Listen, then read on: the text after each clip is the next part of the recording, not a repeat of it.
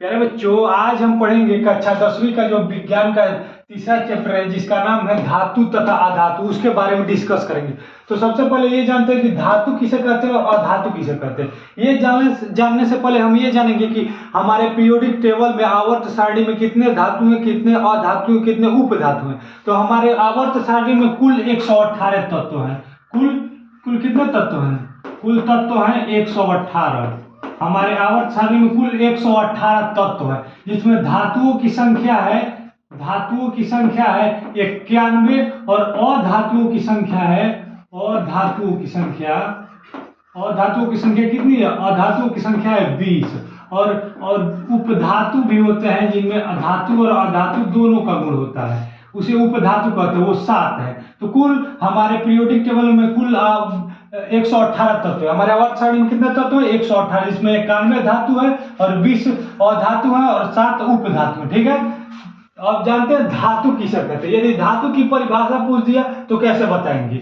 वो बात कहेंगे कि वे तत्व जिनके पास कठोरता, ध्वनि, चमक, तन्यता, आघात वर्धनीयता, विद्युत तथा ऊष्मा की चालकता का गुण होता है, उसे क्या कहते हैं? उसे हम धातु कहते हैं। तो धातु की परिभाषा क्या हो जाएगी? वे तत्व जिनके पास कठोरता, चमक, ध्वनि, तन्यता, आघात वर्धनीयता, विद्युत ऊष्मा तथा ऊष्मा की चालकता का गुण होता है, उसी को कहते हैं धातु। अब कहेंगे आप कठोरता, एक एक ऊपर देखते हैं। कठोर यानी हार्ड हो, मजबूत हो, उसको कठोर कहेंगे। तो जो धातु होता है वो मजबूत होता है, कठोर होता है। तो पहला इसका विशेषता क्या होगी? ये कठोर होता है, मजबूत होता है। दूसरी विशेषता इसमें इसका चमक होता है और इसमें ध्वनि होती है। चमक मतलब कोई धातु है जो जब उस पर लाइट मारेंगे तो वो चमकेगा, जब उस पर लाइट मारेंगे तो क्या होगा? वो चमकेगा। और ध्वनि होती है, उसको पीटेंगे तो आवाज करेगा। ये धातु के गुण है। तन्यता, यदि मानिए हम उसको हथौड़ी से मारते हो तो फैलेगा। जैसे एल्युमिनियम में उसको पीटेंगे क्या है? लंबा नहीं हो जाता है, तो उसके अंदर तन्यता का भी गुण होता है। दूसरा आघात वर्धनीयता, यानी जब उस पर घात करते हैं, जब उस पर मारते हैं तो उसमें सहने की क्षमता होती है। जैसे लोहा हो गया, उसको पीटेंगे तो देखते हैं लंबा थोड़ा सा हो जाता है, उसमें सहने की क्षमता होती है, आघात वर्धनीयता। और पांचवा है विद्युत तथा ऊष्मा की चालकता, मतलब उसमें इलेक्ट्रॉन बह सकता है, उसमें धारा प्रवाह हो सकता है। जैसे हमारे घर में कॉपर का तार लगा होता है, एल्युमिनियम का तार लगा होता है, तो क्या होता है? वो धातु होता है। और एक इसमें देखिए एक और अलग से पॉइंट दे दिए, इसके बाहरी कक्षा में 1, 2 और 3 इलेक्ट्रॉन होते हैं। ये आप 11वीं में जाएंगे जब परमाणु संरचना, उसमें आप इसको पढ़ेंगे कि इसके बाहरी कक्षा में कितने इलेक्ट्रॉन होते हैं, 1, 2 या 3। इसके उदाहरण क्या हो जाएंगे? इसके उदाहरण सोडियम, मैग्नीशियम, कॉपर, एल्युमिनियम, ये सब क्या होगी? ये सब धातु के उदाहरण होगी। अब देखते हैं अधातु किसे कहते हैं।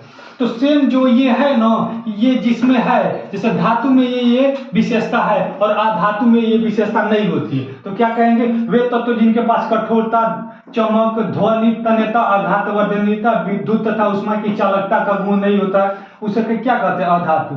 इसके बाहरी कक्षा में 5, 6 और 7 इलेक्ट्रॉन होते हैं। इसके उदाहरण क्या हो जाएंगे? इसके उदाहरण हो जाएंगे क्लोरीन, ऑक्सीजन, हीलियम, नियॉन। जितने भी अक्रिय गैस होते हैं ना, वो अधातु होते हैं, लेकिन अक्रिय गैस अधातु होते हैं। ठीक है, लेकिन इनके बाहरी कक्षा में 5, 6, 7 इलेक्ट्रॉन नहीं होते, ये आप लोग याद कर लीजिए। ये अस्थाई होते हैं। जो अक्रिय गैस होते हैं पीरियोडिक टेबल में, वो अस्थाई होते हैं, उनके बाहरी कक्षा में 5, 6, 7 इलेक्ट्रॉन नहीं होते, उनके बाहरी कक्षा में 8 इलेक्ट्रॉन होते हैं, वो अस्थाई होते हैं। ठीक है, तो आप जानेंगे धातु किसे कहते हैं, अधातु किसे कहते हैं। ये बोर्ड एग्जाम में पूछता है कक्षा 10वीं में, और मान लीजिए इसका पूछ दिया कि धातु या अधातु में अंतर क्या होता है, तो बस आप इधर लिख देंगे धातु और इधर लिख दीजिएगा अधातु। इसमें बीच में ऐसे लाइन खींच दीजिएगा और क्या लिखिए?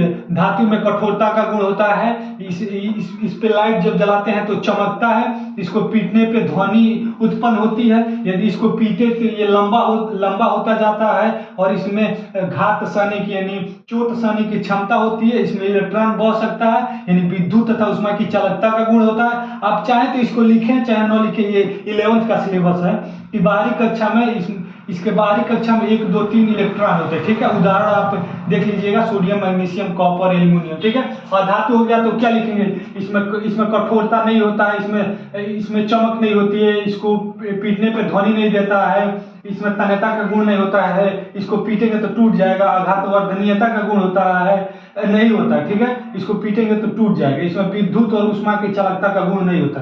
एक और पॉइंट देखिए, ये जो धातु होता है ना, ये धनायन बनाता है। जब किसी अधातु से क्रिया कराएंगे तो वो धनायन बनाया जाए। जैसे ये सोडियम है, सोडियम Na, ठीक, इस Na इसका परमाणु क्रमांक होता है 11, इसका 2, 8, 10 और 1 11। और ये अधातु क्या हो जाएगा, जैसे क्लोरीन का होता है 17, तो क्या हो जाएगा 2, 8, 10 और 17। देख, तो ये देखिए बारीक कक्षा में एक इलेक्ट्रॉन का है ना, 1, 2, 3 इलेक्ट्रॉन होगा। बारीक कक्षा में एक इलेक्ट्रॉन। और ये 2, 8, 7, ये देख रहे हैं 5, 6, 7 कहे थे ना, तो बारीक कक्षा में 7 इलेक्ट्रॉन है। तो इसको अस्थायी होने के लिए 1 इलेक्ट्रॉन चाहिए, तो ये इसको दे देगा। जब इसको ये दे देगा तो इस पर प्लस चार्ज हो जाएगा, इस पर माइनस चार्ज। तो आप पढ़े होंगे पहला चैप्टर रासायनिक अभिक्रिया, उसमें देखते होंगे सोडियम प्लस क्लोरीन का जब अभिक्रिया होता है, इस पर प्लस चार्ज होता है, इस पर माइनस चार्ज, सोडियम क्लोराइड बन जाता है। तो क्यों होता है, क्योंकि ये एक अपना इलेक्ट्रॉन इसको दे दिया है, तो इस पर प्लस चार्ज और ये ले लिया तो कर्जा हो गया, तो इस पे एक माइनस चार्ज। तो ये रहा पूरा धातु और अधातु। ये बोर्ड एग्जाम में पूछता है, हर बार पूछता है, तो आप इसको प्रिपेयर कर लीजिएगा, ठीक है।